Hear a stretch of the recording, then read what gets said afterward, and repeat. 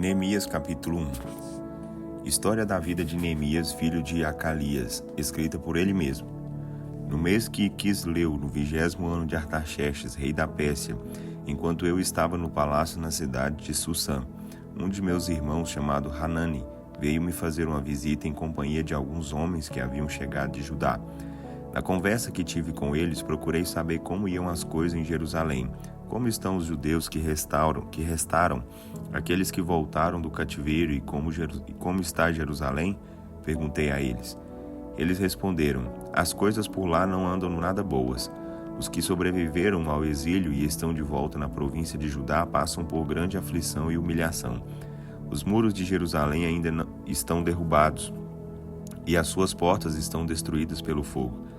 Quando ouvi o que eles disseram, sentei-me e chorei.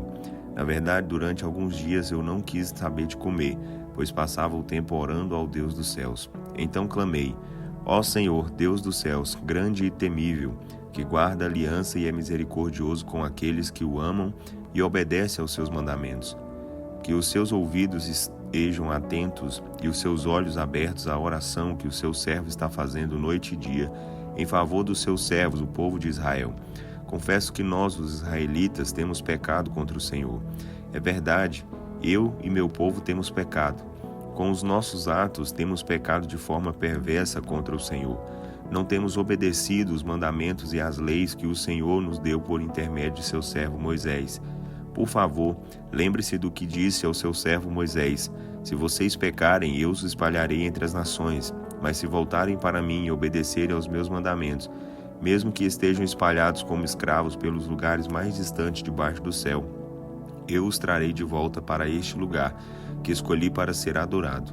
Nós somos os seus servos, nós somos o povo que o Senhor resgatou com o seu grande poder e o seu forte braço.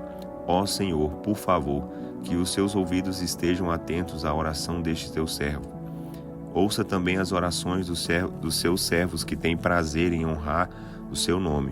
Ajude-me para que eu hoje seja bem-sucedido e que o rei seja bondoso comigo. Nesse tempo eu trabalhava como copeiro do rei. Neemias capítulo 2.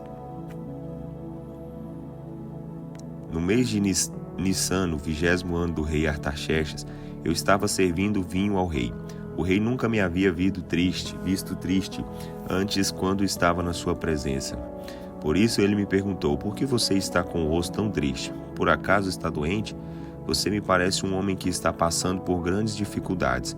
Fiquei com muito medo diante da pergunta, mas respondi ao rei: que o rei viva para sempre. Senhor, por que não deveria eu estar triste se a cidade onde estão enterrados os meus pais está em ruínas e as suas portas foram destruídas pelo fogo?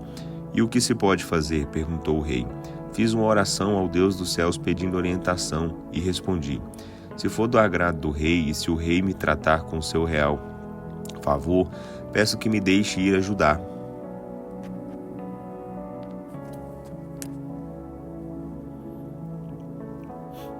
Por isso ele me perguntou, mas respondi ao rei: que o rei viva para sempre. Senhor, por que não deveria eu estar triste se a cidade onde estão enterrados os meus pais está em ruínas e as suas portas foram destruídas pelo fogo? E o que se pode fazer? Perguntou o rei. Fiz uma oração ao Deus dos céus pedindo orientação e respondi: se for do agrado do rei e se o rei me tratar com seu real favor, peço que me deixe ir ajudar para reconstruir a cidade em que meus pais estão enterrados. Então o rei, na presença da rainha que estava sentada ao seu lado, me perguntou: quanto tempo você ficará ausente? Quando pretende voltar? Eu marquei um prazo para a minha partida e ele concordou que eu fosse. Então acrescentei: se for do agrado do rei, peço que me dê cartas de apresentação para os governadores que estão a oeste do rio Eufrates, com instruções para me deixarem passar pelas suas terras em minha viagem a Judá. E também uma carta para Asaf, o administrador das florestas do rei, com instruções para que ele me forneça madeira para as vigas e para as portas da fortaleza que fica junto ao templo, e para os muros da cidade e para minha própria casa. E o rei concordou com esses pedidos, pois Deus estava sendo bondoso comigo. Quando cheguei às terras que ficam a oeste do rio Eufrates, entreguei as cartas do rei aos governadores dali. Devo acrescentar que o rei mandou comigo uma escolta de oficiais do exército e tropas para minha proteção. Aconteceu que Sambalate, o horonita, e Tobias, um oficial amonita que fazia parte do governo, ouviram falar da minha chegada e ficaram com muita raiva pelo fato de alguém estar interessado em ajudar os descendentes de Israel. 3 dias depois da minha chegada a Jerusalém, saí durante a noite sem que ninguém visse. Levei comigo apenas alguns homens, pois eu não havia falado com ninguém a respeito dos planos para Jerusalém que Deus havia colocado em meu coração. Eu ia montado no meu animal e os outros iam a pé. Saímos à noite pela porta do vale em direção à fonte do dragão e da porta do monturo para examinar o muro de Jerusalém que havia sido derrubado e as portas queimadas pelo fogo. Depois fui até a porta da fonte e ao açude do rei, mas o meu animal não podia passar por falta de espaço. Assim, demos uma volta ao redor da cidade e segui pelo ribeiro ainda de noite, examinando o muro, e entrei de novo pela porta do vale. As autoridades das cidades não sabiam aonde eu tinha ido, nem o que estava fazendo, pois até esse momento eu não tinha dito nada aos judeus, aos sacerdotes, às autoridades, aos oficiais e àqueles que deveriam realizar o trabalho. Então eu disse a eles: vocês conhecem muito bem a tragédia de nossa cidade. Jerusalém está em ruínas e as suas portas estão queimadas. Venham, vamos reconstruir os muros de Jerusalém, para que fiquemos livres dessa desgraça. Então, falei a eles sobre o desejo que Deus havia colocado em meu coração e sobre a minha conversa com o rei e acerca do plano o qual o rei estava concordando. Eles responderam imediatamente: ótimo, vamos reconstruir os muros, e se encheram de coragem para a realização dessa obra. Quando Sambalate, o horonita, Tobias, o oficial amonita, e Gesem, o árabe, ouviram falar de nosso plano, zombaram de nós, desprezaram-nos e perguntaram: o que vocês estão fazendo? Será que não percebem que dessa maneira estão se rebelando contra o rei? Mas respondi: o Deus dos céus nos ajudará, e nós, seus servos, reconstruiremos estes muros. Porém, vocês não podem fazer parte desse trabalho, porque não tem parte legal nem lembrança em Jerusalém. Neemias capítulo 3. Então Eliasibe, o sumo sacerdote, e os outros sacerdotes começaram a reconstruir o muro que ia até a torre do Sem e até a torre de Ananel. Depois de reconstruírem a porta das ovelhas, eles a consagraram e colocaram as portas no seu lugar. Os homens que vieram da cidade de Jericó trabalharam perto deles, e logo adiante estava a turma de trabalho dirigida por Zacur, filho de Inri. Os filhos de Hassenaá reconstruíram a porta do peixe. Eles fizeram o trabalho completo, cortaram as vigas, colocaram as portas e fizeram os ferrolhos e as trancas. Meremote, filho de Urias, que era filho de Racós, consertou a parte seguinte do muro. Ao lado, Mesulão, filho de Berequias, que era filho de Mesesabeel, fez os reparos, e ao seu lado trabalhava Zadok, filho de Baanã. O trecho seguinte foi reparado pelos homens que vieram de Tecoa, mas os chefes deles não quiseram se ajuntar ao serviço, rejeitando a orientação dos seus supervisores. Joiada, filho de Paseia, e Mesulão, filho de Besodias, consertaram a porta velha. Eles colocaram as vigas, montaram as portas e puseram os ferrolhos e as trancas. Do lado deles estavam Melatias, de Gibeon, e Jadom, de Meronote, e os homens de Gibeon e de Mispá, que eram cidadãos da província do Eufrate Oeste. Uziel, filho de Araías, era um dos ourives, mas ele também trabalhou no muro e reparou o trecho seguinte. Junto dele estava Ananias, um fabricante de perfume. Eles reconstruíram Jerusalém até o muro largo. Refaías, filho de Ur, prefeito de metade do distrito de Jerusalém, fez os reparos do trecho seguinte. Gedaías, filho de Harumaf, consertou o muro em frente da sua própria casa, e Ratus, filho de Rasabneias, fez os reparos ao seu lado. Em seguida vinham Malquias, filho de Harim, e Hassub, filho de Paat-Moabe, que consertaram a torre dos fornos e também uma parte do muro. Salum, filho de Haloes, e as filhas dele consertaram a parte seguinte. Salum era o prefeito da outra metade do distrito de Jerusalém. O povo de Zanoa, dirigido por Hanum, reconstruiu a porta do vale. Eles colocaram as portas, os ferrolhos e as trancas, depois consertaram os 450 metros seguintes do muro até a porta do monturo. Malquias, filho de Recabe, prefeito do distrito de Bet-Hakerem, consertou a porta do monturo e, depois de reconstruir essa porta, colocou as portas, os ferrolhos e as trancas. Salum, filho de Col-Rossé, prefeito do distrito de Mispá, consertou a porta da fonte. Ele reconstruiu essa porta, colocou o telhado, assentou as portas e colocou os ferrolhos e as trancas. Depois consertou o muro desde o açude de Siloé até o jardim do rei e até os degraus que descem da cidade de Davi. Perto dele estava Neemias, filho de Asbuque, prefeito da metade do distrito de Bet-Zur, que fez os reparos até o cemitério real de Davi, o reservatório artificial de água e até a casa dos heróis. Em seguida vinha um grupo de levitas que trabalhavam sob a direção de Reum, filho de Bani. Junto a ele vinha Razabias, prefeito da metade do distrito de Keila, que dirigia a reconstrução do muro em seu próprio distrito. Logo abaixo estavam os seus compatriotas, chefiados por Bavai, filho de Renadad, prefeito da outra metade do distrito de Keila. Junto deles, os trabalhadores eram dirigidos por Ezer, filho de Jesua, prefeito da outra metade de Mispá. Também eles trabalharam na parte do muro do outro lado da casa de armas, indo até a esquina do muro.